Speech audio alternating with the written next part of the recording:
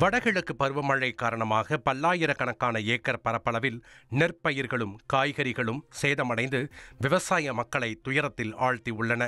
திருச்சி, பனையபுரம், உத்தமர்சீலி உள்ளிட்ட கிராமங்களில் குறுவை அறுவடைக்கு தயார் நிலையில் இருந்த சுமார் 1500 ஏக்கர் நெற்பயிர்கள் சாய்ந்து அழுகிய நிலையில் இருப்பதாக விவசாயிகள் வேதனை தெரிவித்துள்ளனர்.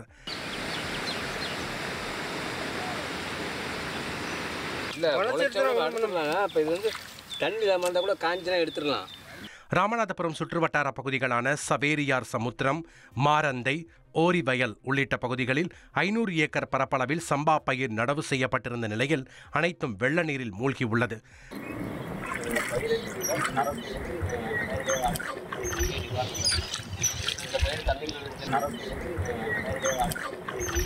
தஞ்சை, திருவிடைமருதூர் சுற்றுவட்டார பகுதிகளான அம்மன்பேட்டை, பகவதபுரம் உள்ளிட்ட பகுதிகளில் பெய்த கனமழை காரணமாக 200 ஏக்கர் சம்பா பயிர் நீரில் மூழ்கியுள்ளது.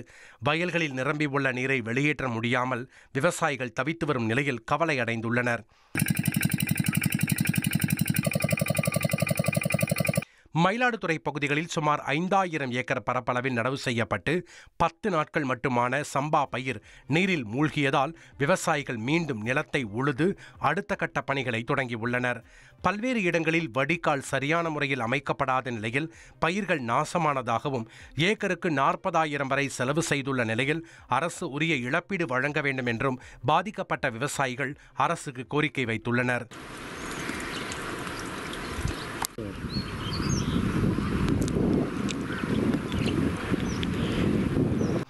மேலும் நீலகிரி மாவட்டம் கோத்தகிரி சுற்றுவட்டார பகுதிகளில் பெய்த கனமழை காரணமாக காவிலோரை உள்ளிட்ட இடங்களில் கேரட், பூண்டு, புரோக்கோலி உள்ளிட்ட காய்கறிகள் அழுகி உள்ளன. இதேபோன்று சுமார் 6 லட்சம் ரூபாய் மதிப்பிலான காளான்கள் நீரில் மூழ்கின.